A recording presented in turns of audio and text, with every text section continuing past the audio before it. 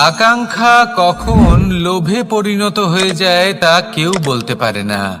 এবার তার পরিণাম কি হতে পারে তাও আমরা কেউ জানি না। আজ আমি আপনাকে বলছি, কোনো ব্যক্তি সবথেকে বেশি ক্ষতির সম্মুখীন তখনই হয় যখন সে এটা মনে করে যে সে সবথেকে বেশি সুরক্ষিত স্থানে রয়েছে। সে ভাবে যে সে সেখানে সুরক্ষিত রয়েছে। সে তখন অসাবধান হয়ে পড়ে, আর তখনই তাকে জীবনের সবথেকে বড় ক্ষতির সম্মুখীন হতে হয়। নিঃস্ব হয়ে যাওয়ার পরিস্থিতি কোনো মানুষের জীবনে তখনই আসে যখন তার কাছে প্রচুর সম্পত্তি থাকে এবং সে তার থেকেও অনেক বেশি সম্পত্তি অর্জন করতে চায়। সেই অনেক বেশি সম্পত্তি অর্জন করার চেষ্টায় সে এমন কিছু করে বসে যার ফলে তাকে সমস্ত সম্পত্তি হারাতে হতে পারে। একজন রচনাকার নিজেই নিজের প্রতিভা একদম শেষ করে দিতে পারে যখন সে অনেকগুলো কাজ নিজের কাঁধে নিয়ে নেয়। একটা গুরুত্বপূর্ণ কথা সবসময় মনে রাখবেন, আজ আপনি যেখানেই থাকুন না কেন, যেমনই যে কোনো স্থানেই থাকুন না কেন, এর পেছনে আপনার আকাঙ্ক্ষার একটা বিশাল ভূমিকা রয়েছে। কিন্তু মনে রাখবেন, আপনাকে শিখতে হবে যে কখন আর কিভাবে নিজের উচ্চাকাঙ্ক্ষাগুলিকে লাগাম পরাতে হবে, কারণ এটা অত্যন্ত আবশ্যক। তাই আসুন আর আমার সাথে ভালোবেসে বলুন, রাধা রাধা। রাত্রে আমরা সুখ নিদ্রা লাভ করি, আমরা স্বপ্ন দেখি, ভবিষ্যতের পরিকল্পনা করি, খুব ভালো লাগে। সকালে যখন চোখ খুলি নিদ্রা ভঙ্গ হয়, স্বপ্ন সেইখানেই ভেঙে যায়, আর তারপর আমরা আমাদের রোজকার জীবন যাপন করি। স্বপ্ন হয়তো মানুষ রাতের বেলায় দেখেন, কিন্তু সেটাকে সার্থক দিনের বেলাতেই করতে হয়। রাতে মধুর বাতাসের নিচে কোমল শয্যায় শুয়ে মাতার গলায় মিষ্টি গান শুনতে শুনতে নিদ্রায় আচ্ছন্ন হওয়া, স্বপ্ন দেখা, ভবিষ্যতের পরিকল্পনা করা বড়ই সরল। কিন্তু সকালবেলায় সময় মতো উঠে সূর্যের তাপ সহ্য করে, সেই উষ্ণতা সহ্য করে সর্বাঙ্গ ঘেমে গিয়ে নিজের পথ খুঁজে বের করা, সেই পথে অগ্রসর হওয়া, বাধা বিপত্তি এসবের সম্মুখীন হওয়া, আর তারপর লক্ষ্য লাভ করা, এগুলো কঠিন কাজ। এ হলো অত্যন্ত কঠিন কাজ। যদি আপনি চান যে স্বপ্ন আপনি দেখেছেন তা সত্যি হোক, তাহলে দিনের বেলায় আপনাকে বেরিয়ে কর্ম করতেই হবে, পরিশ্রম করতেই হবে। মনের এই চক্ষু দিয়ে স্বপ্ন দেখা সম্ভব, কিন্তু যদি আপনি বুঝতে পারেন যে এই স্বপ্নই হলো আপনার লক্ষ্য, তাহলে তাকে সার্থক করতে শুধুমাত্র পরিশ্রম দ্বারাই করতে হবে। তাহলে পরিশ্রম করুন আর আমার সাথে ভালোবেসে বলুন, রাধা রাধা।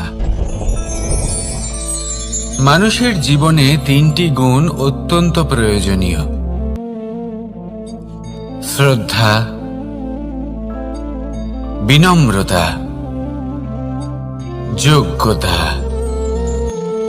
যদি জ্ঞান লাভ করতে চান তাহলে শ্রদ্ধার প্রয়োজন, যদি মান লাভ করতে চান তাহলে স্বভাবে বিনম্র হওয়া প্রয়োজন, আর যদি মনোবাঞ্ছিত স্থান লাভ করতে চান তাহলে যোগ্যতার প্রয়োজন। বিষয়টা সহজ। শ্রদ্ধা আপনাকে জ্ঞান দেবে, নম্রতা আপনাকে মান, আর যোগ্যতা উচিত স্থান দেবে। কিন্তু যদি আপনি এই তিনটি গুণ সম্মিলিত করেন, তাহলে এমন কিছু লাভ করবেন যা এই সব কিছুর থেকে অনেক ঊর্ধ্বে: সম্মান। আর এ হলো সেই সম্মান যা প্রত্যেক মানুষের নিজের জীবনে লাভ করতে চেষ্টা করা উচিত, কারণ এই হলো সেই সম্মান যার কারণে আপনি চলে যাওয়ার পরেও এই সংসার আপনাকে ভালোবাসবে আর মনে রাখবে। আসুন আমার সাথে ভালোবেসে বলুন, রাধা রাধা। অনেক সময় আমরা জীবনে অনেক মানুষকে এমন বলতে শুনে থাকি যে আমি অসফল হয়েছি কারণ আমার সময় ভালো যাচ্ছিল না। আমি এই জিনিসটা লাভ করতে চাইছিলাম কিন্তু করতে পারলাম না কারণ আমার সময়টা ভালো যাচ্ছিল না। আমি আমার জীবনে ওই মহান কাজটা করতে চাইছিলাম কিন্তু করতে পারলাম না। কেন? কারণ আমার সময়টা ভালো যাচ্ছিল না। কিন্তু যে মুহূর্তে ভালো সময় আমার জীবনে আসবে আমি সব কিছু প্রাপ্ত করব। এমন প্রায় প্রত্যেকেই বলেন। আসুন একটা কথা বোঝা যাক। একজন মালিকে দেখুন, সে প্রত্যেক দিন গাছের সেবা করে, তাকে জল দেয়, তার যত্ন আত্তি করে। কেন? প্রত্যেক দিন সেই গাছ ফল দেয় না। সঠিক সময় এলে তবেই সেই গাছ ফল দেয়, কিন্তু প্রত্যেক দিন মালি তার সেবা করে, তাকে যত্ন করে। শুধুমাত্র তখন করে না যখন সেই গাছ ফল দিতে সক্ষম। আর যদি মালি গাছের যত্ন প্রতিদিন না করে তাহলে হয়তো সেই গাছ ফল দিতেই পারবে না। এটাই হলো আমাদের জন্য একটা শিক্ষা। যখন সময় আমাদের জন্য অপেক্ষা করে না তখন আপনি সময়ের জন্য কেন অপেক্ষা করছেন? ভালো সময়ের জন্য অপেক্ষা করবেন না। ভালো এবং শুভ কর্ম দ্বারা ভালো সময়কে নিজের কাছে টেনে আনুন। নিরন্তর কর্ম করুন, পরিশ্রম করতে থাকুন। শুভ সময় আপনা থেকেই আপনার কাছে আসবে। আসুন আমার সাথে ভালোবেসে বলুন, রাধা রাধা। মানুষের এই সংসারে জীবনযাপন করার জন্য কিছু জিনিসের প্রয়োজন পড়ে। এমন কিছু আবেগ, এমন কিছু বস্তু আছে যেগুলো তার প্রয়োজন হয়, কিন্তু সব থেকে বেশি যে জিনিসটা তার প্রয়োজন হয় সেটা হলো সম্মানের। আমাদের ভালো লাগে যখন কেউ আমাদের সম্মান করে। আমরা কাউকে সম্মান করলে তারও সেটা ভালো লাগে। কিন্তু আপনি দেখবেন যে সংসারে বেশিরভাগ মানুষ দুটি মাপদণ্ডের ভিত্তিতে সম্মান করেন। হয় বয়স দেখে করেন বা উপার্জন দেখে, অর্থাৎ সেই ব্যক্তি কতটা উপার্জন করেন। এবার ভেবে দেখুন, এটা আবশ্যক নয় কারোর বয়স যদি বেশি হয় তার বুদ্ধিও ততটাই বেশি হবে। আবশ্যক এটাও নয় যে কোনো ব্যক্তি যদি অত্যন্ত ধনী হন বা তার মনও নির্মল হবে বা তিনি সৎকর্ম করবেন বা এমন কোনো কর্ম করবেন যাতে উনি সম্মান লাভ করতে পারেন। হতে পারে উনি ধনী কিন্তু দুশ্চরিত্র। সেই জন্য বয়স বা উপার্জন দেখে কোনো ব্যক্তিকে সম্মান করবেন না। কর্ম দেখুন। যদি গভীরভাবে ভেবে দেখেন তাহলে দেখবেন যদি কোনো মানুষ কোনো সৎকর্ম করেন তাহলে তার প্রতি হৃদয় থেকে সম্মান জাগ্রত হয়। এটাই হলো সেই সম্মান যা অর্জন করতে হবে। বয়স আজ আছে, কাল আরো বৃদ্ধি পাবে। উপার্জন আজ আছে, কাল সেটা কমে যেতেও পারে। কিন্তু যদি আপনি নিরন্তর শুভকর্ম করতে থাকেন তাহলে আপনি মৃত্যুর পরেও অমর হয়ে থাকবেন। আসুন আমার সাথে ভালোবেসে বলুন, রাধা রাধা। পাপ এবং পুণ্য, এই দুই হলো সংসারের এমন দুই বিন্দু যাকে কেন্দ্র করে এই সংসারের চক্র ঘুরতে থাকে। আমরা যদি কোনো কর্ম বিচার করি হয় পুণ্য নয় পাপের দৃষ্টিভঙ্গি দিয়ে, এটা হয় পুণ্য না হলে পাপ। কিন্তু এই পাপ এবং পুণ্য এই দুই নির্ভর করে প্রত্যেক মানুষের ওপর, তার চিন্তাধারা, তার পরিস্থিতির ওপর। ধরুন এমন একজন মানুষ যিনি অনেক দিন ধরে বনে পথ হারিয়েছেন, অনেক দিন হয়তো উনি কোনো খাবার খাননি। এবার এমন পরিস্থিতি চলে এসছে যে এবার যদি উনি খাবার না খান তাহলে হয়তো জীবিতই থাকবেন না। আর এমন অবস্থায় ওনার সামনে যদি কোনো প্রাণী আসে তাহলে তাকে শিকার করা, এটা কিন্তু তার কাছে পাপ নয়, এটা তো জীবিত থাকার একমাত্র উপায়। এটা তার কাছে পুণ্য সম। আর যদি আমি এমন একজন ব্যক্তির কথা বলি যিনি সরল, যিনি একটি সুখী, শান্ত, সুরক্ষিত জীবনযাপন করছেন, তার কাছে কিন্তু এটা পাপ।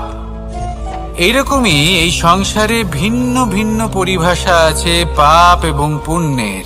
তার মধ্যে যদি আমি আপনাকে একটি সরল পরিভাষা দিই, সেটা হলো, জীবনে যখনই কোনো কর্ম করবেন সেটা নিয়ে একটু ভেবে দেখুন যে এই যে কাজটা আমি করছি, তার ফলে এই যে অন্য মানুষেরা আছেন এই সংসারে, তারা কি দুঃখ পাবেন? যদি তারা দুঃখ পান তাহলে সেটা পাপ। যদি আপনি এমন কোনো কর্ম করেন যার ফলে অন্যরা প্রসন্নতা লাভ করেন, তাদের মুখে হাসি ফুটে ওঠে, যদি তারা প্রেরিত হন, জীবনে সামনে এগোতে পারেন, তাদের বিকাশ হয়, তাহলে এটা হলো পুণ্য। তাই জীবনে সবসময় পুণ্য করতে থাকুন আর আমার সাথে ভালোবেসে বলুন, রাধা রাধা। বনস্পতি ফলনের জন্য আমাদের কিসের প্রয়োজন পড়ে? একটু ধরিত্রীর, একটু পরিশ্রমের, আর একটা বীজের। এবার যদি মানুষের কথা বলি, তাহলে এখানে ধরিত্রী হলো মানুষের এই জীবন, যেখানে মানুষ নিজের ইচ্ছের ফল ফুল ফলন করতে চায়। পরিশ্রম হলো আমাদের কর্ম, আর বীজ হলো আমাদের নির্বাচন। আমাদের বেছে নিতে হবে যে আমরা কি বপন করব, আম নাকি ফণি মনসা। এর মধ্যে আমরা কি পেতে চাই? রসালো ফলের ফলন চাই নাকি কাঁটার ফলন চাই, তা আমাদের উপর নির্ভরশীল। কিন্তু একটা কথা ঠিক, লক্ষ্য যেমনই হোক না কেন, জীবন যেমনই হোক না কেন, যদি আপনি লক্ষ্যের দিকে এগোতে থাকেন, তাহলে কর্মের সাথে খামখেয়ালি আচরণ করতে পারবেন না। যদি আপনি এমন করেন, তাহলে এটা আপনাকে একটা অনুচিত লক্ষ্যে পৌঁছে দেবে, সেটা কিন্তু নিশ্চিত। সবসময় এটা মনে রাখবেন, কর্মের সাথে খামখেয়ালি হবেন, অর্থাৎ কর্মফলও আপনার সাথে খামখেয়ালি হবে। তাহলে নিষ্ঠার সাথে কর্ম করতে থাকুন আর নিজের লক্ষ্যকে প্রাপ্ত করুন। আর আমার সাথে ভালোবেসে বলুন, রাধা রাধা। অগ্নি চতুর্থ তত্ত্ব, সব থেকে বেশি গুরুত্বপূর্ণ, কিন্তু তার থেকেও বেশি ভয়াবহ। কখনো অগ্নিকে নিয়ন্ত্রিত রূপে উনুনে জ্বলতে দেখেছেন? এই অগ্নি আমাদের খাবার বানাতে সাহায্য করে, যা আমাদের শক্তি প্রদান করে। কিন্তু এই অগ্নি যখন বিচলিত হয়ে, অনিয়ন্ত্রিত হয়ে কোনো বনের আগুন হয়ে ওঠে, তখন মহা বিনাশ ঘটে যায়। আপনারই অন্তরের ঊর্জা হলো এই অগ্নি। এটা আপনার শক্তিও, আপনার ক্রোধ। একে ব্যবহার কিভাবে করবেন তা আপনারই হাতে। যদি কোনো ব্যক্তি নিজের অন্তরের এই ঊর্জাকে ব্যবহার করেন শক্তির রূপে, তাহলে সে বিকাশ ঘটাতে পারে, নির্মাণ ঘটাতে পারে। কিন্তু যদি কোনো ব্যক্তি তার অন্তরের ঊর্জাকে বিধ্বংসী অস্ত্র বানিয়ে ফেলেন, তাহলে নিশ্চিত রূপে মহা বিনাশ ঘটতে পারে, যাতে বিনাশ তারও অবশ্যই হবে। অনেক বছর পূর্বে এমনই এক আগুনের দ্বারা এই সুন্দর পৃথিবীর নির্মাণ হয়েছিল, আর অনেক বছর পূর্বে এমন এক আগুনেই সমস্ত জীব এবং সংসার বিলুপ্ত হয়ে গেছিল। এবার আপনি আপনার অন্তরের ঊর্জা দ্বারা বিনাশ ঘটাতে চান নাকি নির্মাণ ঘটাতে চান, সেই সিদ্ধান্ত আপনারই। আসুন আমার সাথে ভালোবেসে বলুন, রাধা রাধা। কখনো কখনো এমন হয়, আমরা আমাদের বাড়ির উঠোনে বীজ বপন করি, আর তা বিকশিত হয় একটা সুন্দর বৃক্ষে। তার শাখাগুলি প্রতিবেশীর বাড়ি পর্যন্ত পৌঁছয়। ফলের বর্ষণ প্রতিবেশীর বাড়িতেও হয়ে থাকে। আর আমরা ভাবি গাছ আমরা উৎপন্ন করব আর ফল খাবেন আপনারা। এই কেমন কথা হলো? আপনাকে এই কথা বুঝতে হবে যে এসব হলো ভৌতিক বস্তু, সাংসারিক বস্তু। কখনো নিজের বাড়ির বাগানে ভালোবাসার গাছ বপন করে দেখুন, তার শাখাও প্রতিবেশীর বাড়ি পর্যন্ত পৌঁছবে, ফলের বর্ষণ সেখানেও হবে। কিন্তু সেই ফল চাইতে আপনাকে যেতে হবে না, সেই ফল দ্বিগুণ মাত্রায় আবার আপনার কাছেই ফিরে আসবে। তাই নিজের বাড়িতে আর নিজের মনে ভালোবাসার গাছ উৎপন্ন করুন। এই জীবন প্রসন্ন হয়ে বলবে, রাধা রাধা। অ দিয়ে অন্ত, আ দিয়ে আরম্ভ, এই দুইয়েরই রাশি সমান। যদি আপনি মন দিয়ে দেখেন তবে দেখবেন এদের সম্পর্ক খুবই নিবিড়। কিভাবে? যখন কোনো কিছু শুরু হয় এটা নিশ্চিত হয়ে যায় যে তা সমাপ্তও হবে। আরম্ভই যদি না হয় তার সমাপ্তও হবে না। যা আরম্ভ হয়েছে তার সমাপ্তি হলো অবশ্যম্ভাবী।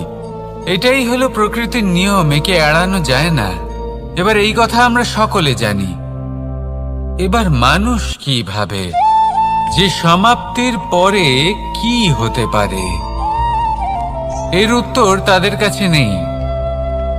তাদের উচিত অন্য কোনো বিষয় ভাবা যা বেশি গুরুত্বপূর্ণ। এবার মানুষ এটা জানে না যে মৃত্যুর পরে কি হতে পারে, কিন্তু এই কথা অবশ্যই জানে যে জন্ম থেকে মৃত্যু পর্যন্ত এই সময়, যাকে আমরা জীবন বলে থাকি, এই সময় আমরা কর্ম করতে পারি। এই কথা তো আমরা জানি। তাহলে এমন কি কর্ম করা যেতে পারে যা আমাদের সমাপ্তির পরও আমাদের প্রাসঙ্গিক করে রাখতে পারে? এই বিষয়ে ভাবা উচিত। যে জন্মগ্রহণ করেছে তার মৃত্যু হবেই, এটা সাধারণ বিষয়। কিন্তু ইতিহাস আজও সেই সকল মানুষজনকে স্মরণ করেন যাদের এই সংসার তাদের মৃত্যু নয়, বরং তাদের জীবনকালে যে কর্ম তারা করেছেন তার দ্বারা মনে রাখেন। সেই কর্মের কারণে এই সংসারে তাদের নাম, তাদের কর্ম, তাদের ব্যক্তিত্ব, তাদের কীর্তি অমর হয়ে থাকে এবং থাকবে। আপনার কাছে এতটা সময় নেই যতটা আপনার মনে হচ্ছে আপনার কাছে আছে। সেই জন্য যত শীঘ্র সম্ভব শ্রেষ্ঠ কর্ম করুন, যতটা পারবেন ততটা অধিক সুকর্ম করুন। এই সংসারে নিজেকে অমর করে তুলুন আপনার মৃত্যুর পরেও, আর আমার সাথে ভালোবেসে বলুন, রাধা রাধা। উমাই কি, আমি কখন থেকে এখানে অপেক্ষা করছি, হাত পেতে দাঁড়িয়ে রয়েছি যাতে একটা ফল আমার হাতে এসে পড়ে এবং সেটা আমি খেতে পারি। কখন থেকে অপেক্ষা করছি, কিন্তু সেটা হচ্ছেই না। এবার আপনি বলবেন যে এসব কি বলছি, এ কি অদ্ভুত কথা বলছি। যদি ফল খেতে হয় তাহলে আমাকে বৃক্ষে চড়তে হবে, ফলের কাছে পৌঁছতে হবে, তবেই তো ফল পাবো। এবারে এটা অত্যন্ত সহজ ব্যাপার, কিন্তু এই বিষয়টা আপনি নিজের জীবনের প্রসঙ্গে ভেবে দেখুন। লক্ষ্য কোথায় আছে আপনি জানেন, সেই লক্ষ্যে পৌঁছানোর পথ কি সেটাও আপনি জানেন, সেই পথে চলার ক্ষমতাও আপনার রয়েছে, কিন্তু তাও আপনি নিজের লক্ষ্য লাভ করতে পারছেন না। কেন? কারণ আপনি অপেক্ষা করছেন যে লক্ষ্য আপনার সামনে চলে আসবে, কিন্তু তা হয় না। লক্ষ্য সে যাই হোক না কেন, ধন হোক, প্রেম হোক, কোনো সম্মান হোক বা মোক্ষ হোক, যদি আপনি তার দিকে অগ্রসর না হন তাহলে ফল প্রাপ্তি অসম্ভব ব্যাপার, তা কোনোদিনই হবে না। সেই জন্য আপনার চোখের সামনে আপনি যদি নিজের লক্ষ্যকে দেখতে পান তাহলে উঠুন এবং সেই দিকে অগ্রসর হতে শুরু করুন। নিজের অন্তরের সকল অশুভ গুণ দূর করুন, অলসতা ত্যাগ করুন, অজ্ঞানতা ত্যাগ করে দিন এবং চলতে থাকুন। অবশ্যই মনোবাঞ্ছিত ফল লাভ করতে পারবেন। মনে রাখবেন, চলতে থাকলে তবেই লক্ষ্য প্রাপ্তি হবে। অপেক্ষার দ্বারা শুধুমাত্র মৃত্যু লাভ হবে। আসুন আমার সাথে ভালোবেসে বলুন, রাধা রাধা। পাখি কখন জন্ম নেয়, কখন উড়তে শেখে, কখন বাসা বানাতে শেখে, কখন নিজের মৃত্যু লাভ করে, এসব আমাদের মধ্যে কেউ জানি না। কিন্তু পাখি একটা কথা খুব ভালো করে জানে, যে এই সংসারে ও যা কিছুই করুক না কেন, এই সংসারের ওকে নিয়ে কিচ্ছু যায় আসে না। এবার আমরা কি করি? কোনো কাজ করার আগে আমরা এটা ভাবি যে এই সংসার যদি আমাকে দেখে ফেলে তাহলে কে জানে এই সংসার কি ভাববে, আমার প্রতিচ্ছবি কেমন তৈরি হবে কে জানে, কে জানে কি হবে আদি ইত্যাদি। এই সব ভাবনায় আমরা মগ্ন হয়ে যাই। কিছুটা এমন ভাবে মগ্ন হই যে বর্তমানের কর্মের এই জীবনের যাত্রাপথে সেই সময়ের আনন্দ উপভোগ করতে ভুলে যাই। এবার দেখুন একটা পাখি কি করে, ওর কর্ম হলো গান গেয়ে চলা। ওই পাখি গেয়ে চলে, কেউ ওর গান শুনুক বা না শুনুক, কেউ আদৌ শুনছে কিনা সেই বিষয়টা নিয়ে সেই পাখির কিছুই যায় আসে না। সেই পাখি নিজের কর্ম করতে থাকে। হয়তো সেই জন্যই আপনি কখনো কোনো পাখিকে কাঁদতে দেখবেন না। এরকমই আপনাকে নিজেকে গড়ে তুলতে হবে। প্রথমে নিজেকে জিজ্ঞেস করুন, এই যে কর্ম আমি করতে চলেছি সেটা কি উচিত? যদি আপনার মনে হয় সেটা উচিত, তাহলে সেটা প্রমাণ করুন। এটা ভাববেন না যে এই সংসার কি ভাববে। আসুন আর আমার সাথে ভালোবেসে বলুন, রাধা। এই সংসারের সব থেকে বড় সুখ কি? কেউ বলবেন নিজের লক্ষ্য প্রাপ্ত করা, কেউ বলবেন ধন উপার্জন করা, কেউ বলবেন নিদ্রাই সব থেকে বড় সুখ, কেউ বলবেন রাজ্য লাভ করা, আবার কেউ বলবেন মাতার হাত থেকে খাবার খাওয়া, আদি ইত্যাদি। কিন্তু যদি সত্যি কথা বলি, এই সংসারের সব থেকে বড় সুখ হলো সেবা করা। কখনো কাউকে সেবা করে দেখুন। এই সেবা দ্বারা অন্য কোনো মানুষের আশীর্বাদ লাভ করাতেই সুখ রয়েছে। আপনার সেবা ভাব দ্বারা যখন কোনো মানুষ নিজের অন্তরাত্মা থেকে আপনাকে আশীর্বাদ করে, তার থেকে বড় সুখ আর কিছুই নেই। কারণ প্রত্যেক মানুষের মধ্যে ঈশ্বর বাস করেন। নরের সেবাই হলো নারায়ণের সেবা। নিষ্কাম সেবা করাই হলো সব থেকে বড় সুখ। তাই নিজের অন্তরে সেবার এই ভাব জাগ্রত করুন। যে সুখের কথা আমি বলছি সেই সুখ অনুভব করেই দেখুন। এই মন সুপ্রসন্ন হয়ে বলবে, রাধা রাধা। বাহ! পুষ্পের সুবাস আমার খুব ভালো লাগে। অত্যন্ত সুন্দর হয় এই পুষ্প। এইভাবে চারিদিকে পুষ্প দেখে মন আনন্দিত হয়ে ওঠে। এবার আপনারা ভেবে দেখুন, আমার চারিদিকে পুষ্প নয়, আগুন আছে। তাহলে কি হবে? আমার শরীর কি জ্বলে যাবে না? অবশ্যই জ্বলবে। শরীরকে কি আগুনের তাপ সহ্য করতে হবে না? অবশ্যই সহ্য করতে হবে। এটাই হলো প্রকৃতির নিয়ম। এই নিয়ম কিন্তু আমরা সবাই জানি, কিন্তু আমাদের মধ্যে বেশিরভাগ মানুষ এই বিভ্রান্তি নিয়ে বাঁচি যে এই যে প্রকৃতির নিয়ম তা আমার ওপর প্রযোজ্য নয়। তা কিন্তু নয়। আমাদের চতুর্দিকে এই যে নিসর্গ রয়েছে, আমরা তার কতটা ক্ষতি করি সেটা একবার ভেবে দেখুন। আমরা বনাঞ্চল জ্বালিয়ে দিই, বায়ু দূষিত করি, জল দূষিত করি, প্রাণীদের হত্যা আমরা করি। কেন? এই নিসর্গ আমরা নষ্ট করি, যদিও আমরা জানি যে আমরাও হলাম এই নিসর্গেরই অংশ। এবার দেখুন, শরীরের কোনো অংশে যদি আগুন ধরান, আস্তে আস্তে সমস্ত শরীরও জ্বলে যাবে। সেইভাবেই নিসর্গ যদি নষ্ট হয়ে যায়, তাহলে মনুষ্য জাতিও নষ্ট হয়ে যাবে।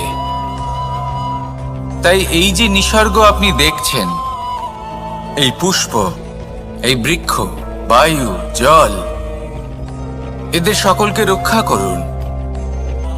নষ্ট নয়।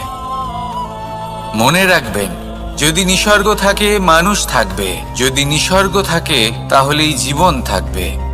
আসুন আমার সাথে ভালোবেসে বলুন, রাধা রাধা। এই সংসারে সবাই বলেন আমি অর্জুনের মতো হয়ে উঠতে চাই। সবাই চায় যে তারাও যেন অর্জুনের মতো গান্ডীব লাভ করে। তারাও চায় যে তাদেরকেও মহাদেব এসে পশুপতি অস্ত্র দান করবেন। তারাও এটাই চায় মহাভারতের মতো মহাসংগ্রামে বিজয়ী হতে। কিন্তু সবাই ভুলে যান যে অর্জুন যা হতে পেরেছিলেন সবকিছুই অর্জন করেছিলেন। যদি আপনিও অর্জুনের মতো গান্ডীব লাভ করতে চান, তবে আপনাকেও তার মতোই শ্রেষ্ঠ কাঠ নির্বাচন করতে হবে। সেই কর্ম আপনাকেই করতে হবে। তার প্রত্যঞ্চা যাতে তীব্র হয়, তার জন্য আপনাকে সর্বশ্রেষ্ঠ দড়ি খুঁজে বের করতে হবে। আপনার বাণ যাতে ঘাতক হয়, সেই জন্য আপনাকে নতুন নতুন ধাতু খুঁজে বের করতে হবে। সেই শিক্ষা আপনাকে লাভ করতে হবে, তবেই আপনার ইচ্ছে পূর্ণ হবে। অর্জুন হওয়া বড়ই সরল, যদি আপনি কিভাবে অর্জন করতে হয় তা জানেন। শুধুমাত্র স্বপ্ন দেখেন যারা, তারা কখনোই অর্জন করতে পারবেন না।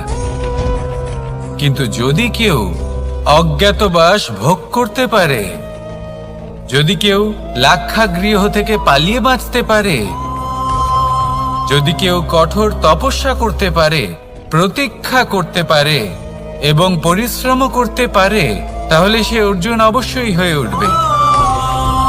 যদি আপনি অর্জুন হয়ে উঠতে চান, তাহলে কর্ম করতে শিখুন আর আমার সাথে ভালোবেসে বলুন, রাধা রাধা।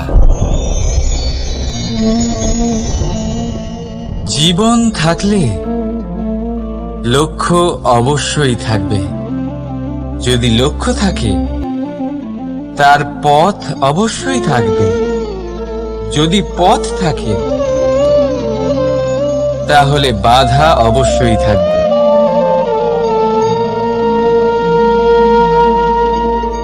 আর এর ওপরেই নির্ভর করে যে আমরা জীবনে সফল হব না অসফল, পুরস্কারের ভাগীদার হব নাকি তিরস্কারের।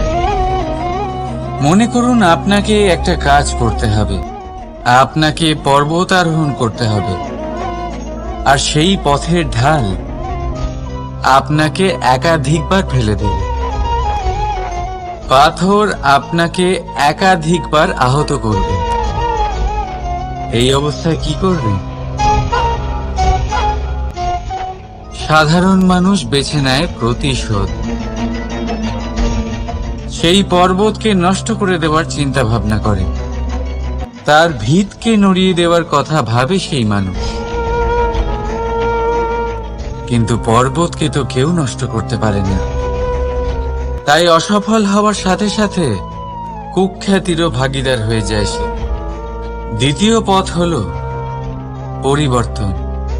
যদি আপনি সেই পর্বত ভাঙার পরিবর্তে তাতে সোপান তৈরি করেন, তাহলে আপনিও সেই পর্বতে উঠতে পারবেন, অন্য কেউও তাতে উঠতে পারবে, আগামী প্রজন্মও তাতে উঠতে পারবে। আর সেই আগামী প্রজন্ম সর্বদা আপনার সুনাম করবে। তাই জীবনে প্রতিশোধ নয়, পরিবর্তন বাছুন। বদলা নয়, বদল বেছে নিন। আপনার বাধা আপনার বন্ধু হয়ে যাবে। রাধা রাধা। সমস্ত মানুষের জীবন কিছুটা সমান হয়। মানুষ জন্মগ্রহণ করে, তারপর চলতে শেখে, জীবনে এগিয়ে চলে, বার্ধক্য লাভ করে, তারপর সমাপ্ত হয়ে যায়। কিন্তু সেই ব্যক্তিরা কারা যারা প্রকৃত অর্থে মনুষ্য জীবন যাপন করেন? এনারা হলেন সেই ব্যক্তি যারা পড়ে গেলেও আবার উঠে দাঁড়ানোর চেষ্টা করেন। নিজের ভেঙে পড়া অস্তিত্বকে আগলে নিয়ে আবার একটা আকার দেবার চেষ্টা করেন। ভগ্ন আশাকে আবার একটা নতুন দিশা দেন। অসফল হওয়ার পরেও থামেন না, আবার এগোতে থাকেন। অসফল হওয়ার পরে যদি আপনি থেমে যান তাহলে সাফল্য আপনার সামনে অপেক্ষা করে, কিন্তু আপনি তা দেখতে পান না। তাই জীবনের সংঘর্ষে অংশগ্রহণ করতে শিখুন। জীবনের সংঘর্ষ থেকে পালাবেন না। আসুন আমার সাথে ভালোবেসে বলুন, রাধা রাধা। একবার একটা শেয়াল বনে বিচরণ করছিল। ও একটা ছোট্ট শাবক দেখতে পেল। ও ভাবলো, আজ একেই আমি খাবার হিসেবে গ্রহণ করব। আশেপাশে দেখলো কেউ দেখছে না তো, কেউ ছিল না। আর সেই শাবকের ওপর আক্রমণ করলো, যা হলো একটা ঘোর অপরাধ। বনের নিয়ম অনুসারে আপনি কখনোই শাবকের ওপর আক্রমণ করতে পারেন না। তারপর এই খবরটা যখন রাজা সিংহ জানতে পারলেন, সভার আয়োজন করলেন। কিন্তু সেখানে শেয়াল বলল, আমি তো এরকম কিছু করিনি। কিন্তু যদি আপনি এরকম বলেন, কোনো প্রমাণ দিন, এর কোনো সাক্ষী আছে? তখন রাজা সিংহ পেঁচাকে ডেকে পাঠালেন, যে সেই মুহূর্তে বৃক্ষের শাখার ওপর বসেছিল। সে সব কিছু দেখেছিল। পেঁচা সব সত্যি কথা বলল, আর শেয়ালকে মৃত্যুদণ্ড দেয়া হলো।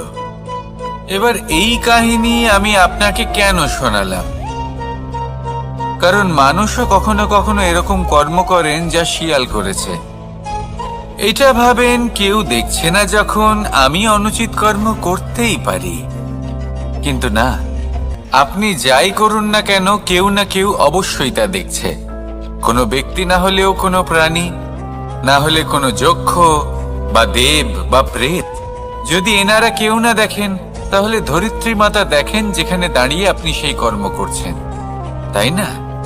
তাই একটা কথা সবসময় মনে রাখবেন, কে দেখছেন কে দেখছেন না সেই বিষয়ে ভাবা ছেড়ে দিন। এটা খুব সহজ কথা।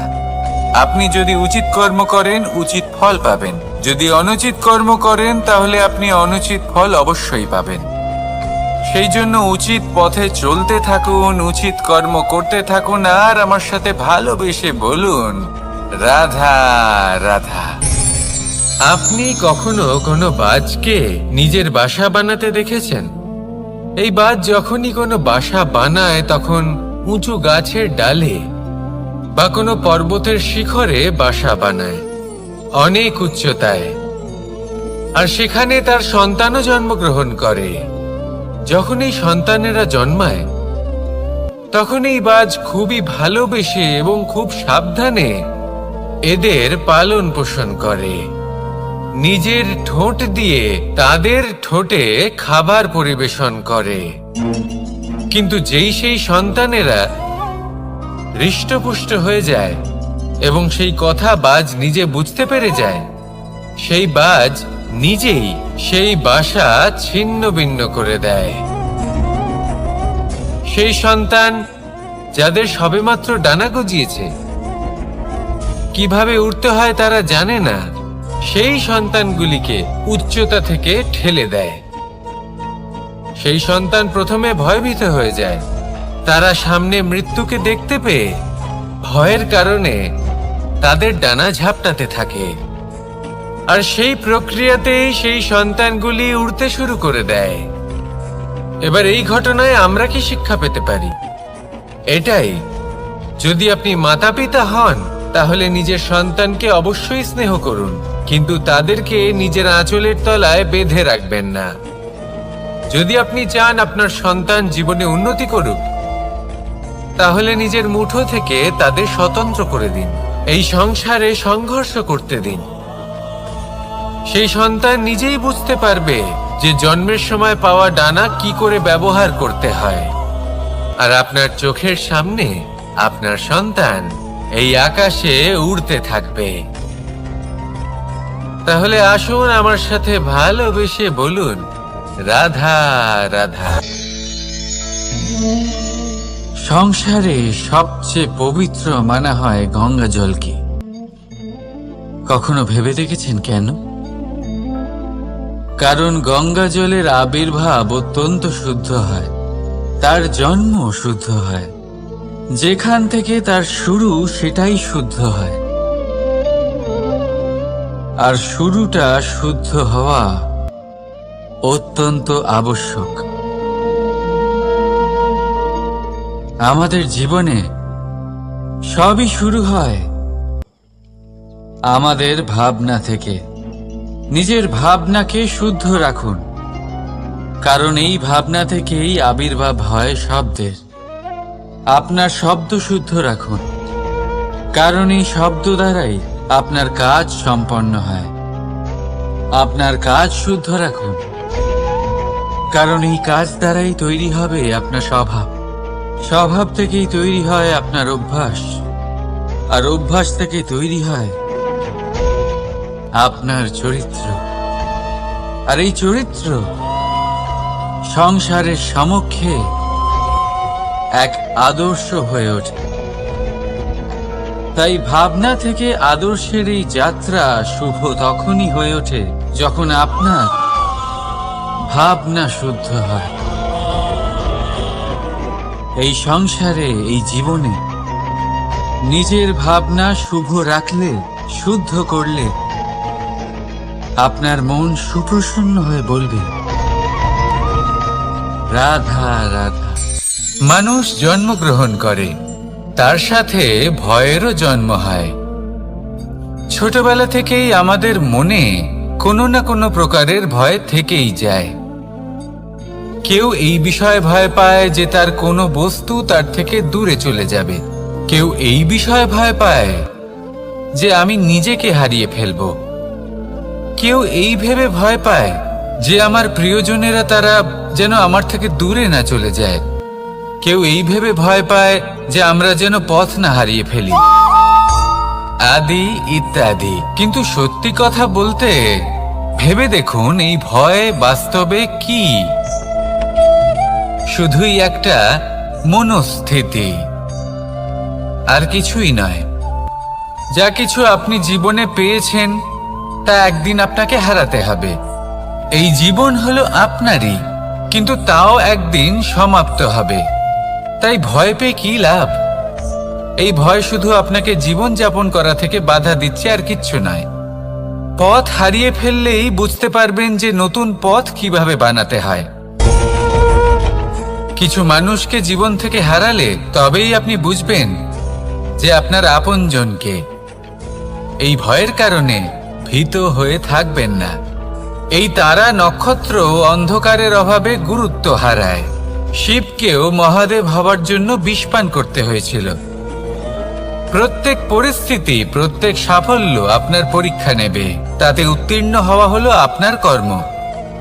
যখনই আপনি ভয় পাবেন বা সংকটের সম্মুখীন হবেন, তখন সাহসের সাথে তার সম্মুখীন হন। মনে রাখবেন, যে সম্মুখীন হতে জানে, সাফল্য তার সাথে সবসময় থাকে। আসুন আর আমার সাথে ভালোবেসে বলুন, রাধা রাধা। আমাদের হাতটা দেখুন। এই হাতে 5টা আঙুল আছে, যা ভিন্ন ভিন্ন ধরনের। একরকম কেন নয়?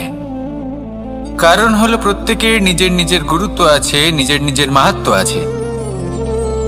এরা ভিন্ন, তাই একত্রিত হয়ে মুষ্টিবদ্ধ করা সম্ভব, যার দ্বারা আমরা আত্মরক্ষাও করতে পারি, আবার আক্রমণও করতে পারি। যদি 5টি আঙুল সমান হতো, তাহলে মুষ্টিবদ্ধ হতে পারত না, নিজেদের মধ্যে বিভ্রান্তির সৃষ্টি করত। এবার এরকমই কিছু আমাদের সংসারেও হয়। আমাদের দেশ, যেখানে একটি ভূমির ওপর ভিন্ন ভিন্ন ধর্মের মানুষ বাস করেন, ভিন্ন ভিন্ন জাতি, ভিন্ন ধর্ম, ভিন্ন ভাষা। কিন্তু যদি আমরা এটা ভাবি যে কিভাবে এই দেশকে কল্যাণের পথে নিয়ে যাওয়া যায়, কিভাবে এর বিকাশ করা সম্ভব, তাহলে আমাদের একত্রিত হওয়া শিখতে হবে। যেইভাবে 5টা আঙুল একত্রিত হয়, মুষ্টিবদ্ধ হয়, সেইভাবেই আপনার যে ভাষাই হোক, যে ধর্মই হোক, যে জাতি হোক না কেন, ঠিক আছে, আবশ্যক হলো আপনার নিজের কর্মভূমির সাথে, আপনার ধরিত্রীর সাথে যুক্ত থাকা, সাথে থাকা। তবেই দেশের উন্নয়ন সম্ভব, তবেই এই দেশ স্বতন্ত্র থাকবে, সফল হবে, আর এই মন প্রসন্ন হয়ে বলবে রাধা।